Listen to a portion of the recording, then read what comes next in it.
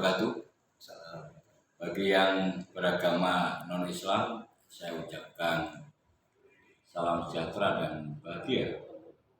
Para pemirsa di seluruh tanah air, tepatnya di 34 provinsi dan 514 kabupaten dan kota di Indonesia, kembali ketemu saya, Agung Santoso, selaku Ketua Forum Komunikasi Pemimpin Redaksi Media di Jawa Timur dan inisiator Forum Komunikasi Pemimpin Redaksi yang ada di Indonesia.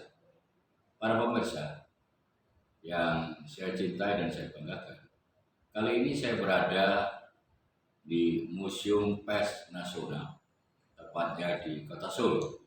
Bersama saya Ketua Kepala Museum Pers Nasional, Pak Widodo. Nanti lebih lengkapnya beliau akan memperkenalkan diri. Oleh karena itu, saya akan berbincang-bincang dengan beliau tentang keberadaan Museum Pers Nasional sebagai informasi publik untuk semua masyarakat, terutama masyarakat pers. Selamat malam Pak Widodo. Selamat malam Pak Agung. Baik, para pemirsa, langsung kita kepada beliau akan menjelaskan tentang keberadaan Museum Pers Nasional yang menjadi sejarah pers di Indonesia. Bisa dijelaskan Pak Widodo tentang keberadaan Museum Pers Nasional sejak awal berdiri hingga sekarang menjadi banyaknya kegiatan yang difasilitasi oleh Museum Pers Nasional. Monggo Pak Widodo. Terima kasih Pak Agung dan para pemirsa semuanya. Atas kesempatan ini, saya Widodo Acaryo, Kepala Monumen Pers Nasional di Surakarta, dan satu-satunya monumen pers yang berskala nasional. Jadi kita ada dua poin yang kita jelaskan di sini, yaitu sejarah gedung dan sejarah persnya itu sendiri. Sejarah gedung, dulu gedung ini dibangun tahun 1917 oleh Mangkunegaran VII ketika saat itu bersurat ke Mas Abu Kasar Atmodirono selaku arsitek gedung ini. Kemudian tahun 1918 jadilah gedung ini dinamakan Society Mangkunegaran. Jadi Mangkunegaran VII memerintahkan Pak Mas Abu Kasar Atmodirono untuk membangun gedung Sasana Suko ini, Society. Dari sejarah gedungnya seperti itu. Kemudian bentuknya itu adalah huruf T. Jadi depan begini hurufnya T.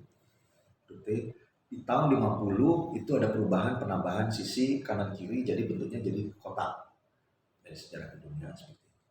Kemudian tahun 78 ada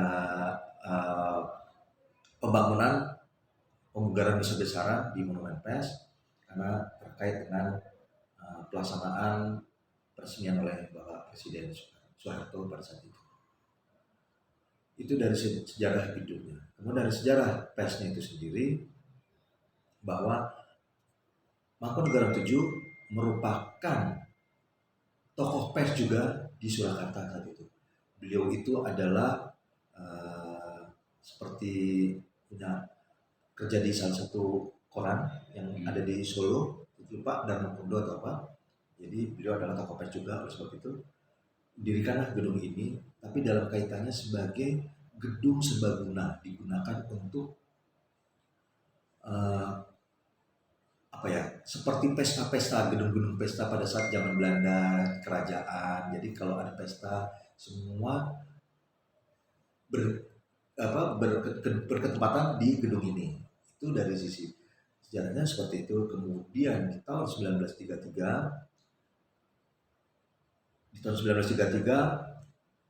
masyarakat pribumi di Indonesia, masyarakat penyiaran, mendirikan yang dinamakan penyiaran pribumi pertama. Jadi jika bakal RRI itu di sini dengan mengangkat Insinyur Sarsito Mangunkusumo sebagai ketua SRV saat itu. Jadi tahun 1933 di gedung inilah dideklarasikan namanya Perkumpulan Radio Pribumi Pertama. 33 kemudian ada rapat-rapat Bumi Putra segala macam, tapi belum tercatat sejarah karena memang harus mengumpulkan juga. Kemudian juga secara sejarah seperti itu berkembang terus sampai tahun 50. Kemudian di tahun 78 gedung ini dibangun dan dibentuklah yayasan yang namanya Yayasan Monumen PES. Yayasan itu dikelola oleh suatu yayasan dan diketuai oleh pengurusnya itu, dan pada saat itu dibangunlah kanan kiri ini sebagai perkantoran. Jadi aslinya gedungnya itu adalah di tengah pertama, kemudian dibangun untuk kanan kirinya sebagai perkantoran. Karena ada yayasan berarti ada administrasinya, ada perkantoran segala macam. Tahun 78 diresmikanlah oleh Presiden Soeharto sebagai gedung Museum PES Nasional di bawah Yayasan Monumen PES itu. Kemudian bergeser tahun 1990 ketika Pak Harmoko sebagai Menteri Penerangan saat itu, yaitu Bapak Menteri Penerangan bukan mengakuisisi tetapi pelimpahan dari yayasan menjadi milik Departemen Penerangan.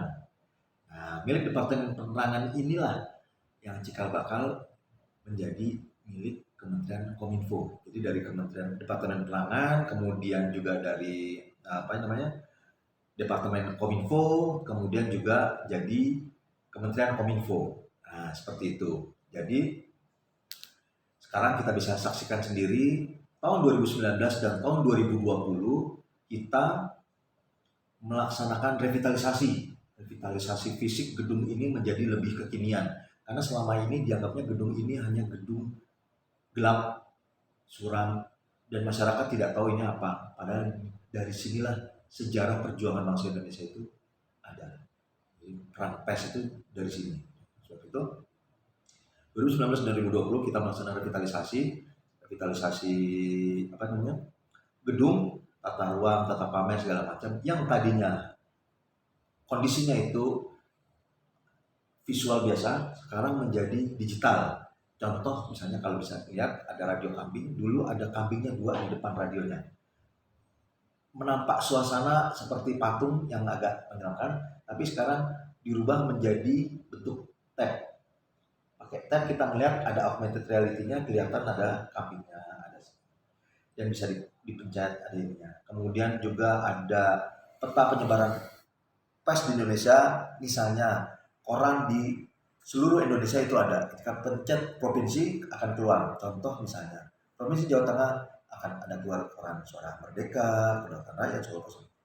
Pencet DKI, ada Kompas, ada Media Indonesia, ada Republika, dan ada koran internasional juga, Jawa segala macam. Jadi semua ada di situ dan semua interaktif melalui touchscreen. Nah, itu yang kami laksanakan juga dan melalui storytelling yang kita riset terlebih dahulu. Jadi semua kita riset, storytellingnya kita baguskan. Sebab itu sekarang tahun 2021 ini ketika sudah selesai 2 tahun melaksanakan revitalisasi, kami berani membuka diri untuk bisa menyampaikan kepada masyarakat bahwa ini loh gedung Monumen PES. Jadi sejarah perjuangan bangsa Indonesia tidak lepas dari peran media PES itu sendiri. Oleh sebab itu Monumen PES Nasional Surakarta merupakan referensi utama kesejarahan PES dan media bangsa Indonesia. Datangi, pelajari, dan pahami sejarah PES di Indonesia hanya di Monumen PES Nasional. Berarti sudah mengikuti era digital ya? Betul, sesuai dengan arahan Bapak Presiden dan juga arahan Bapak Menteri. Karena transformasi digital suatu keniscayaan dan itu wajib dilaksanakan. Sebab itu kita sudah digital semuanya.